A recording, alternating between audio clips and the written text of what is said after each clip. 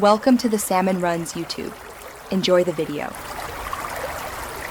In this video, I will explain how to use an old-school razor. First, ensure your double-edged blade is securely and correctly inserted into the razor head.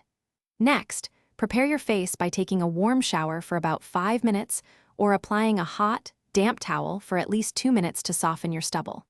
Finally, massage a small amount of pre-shave oil onto your wet skin. This provides an essential protective layer for a smoother shave. Once prepped, it is time for lather. Create a thick, consistent lather using a good quality shaving soap and a dedicated brush, working it into a rich cream for about 60 seconds. Apply this lather generously to your face, ensuring full coverage, which helps lift the hairs. Crucially, hold your razor at a 30-degree angle to your skin.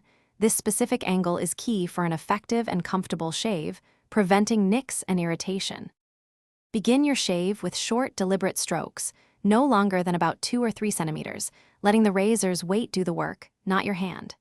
Rinse your blade under warm water after every 2 or 3 strokes to keep it clear. For your first pass, shave with the grain of your hair growth, which achieves a smooth initial reduction. If you desire a closer result, perform a careful second pass across or gently against the grain, always prioritizing comfort and your skin's feel. After achieving your desired shave, rinse your face thoroughly with cool water. This helps close pores and remove any residual soap. Next, gently glide an alum block over your wet skin, letting it sit for about 30 seconds before rinsing. Finish your ritual by applying a generous amount of alcohol-free aftershave balm to soothe, hydrate, and protect your freshly shaved skin. Always remember to properly clean and air dry your razor after each use, ensuring its longevity. Thanks for watching.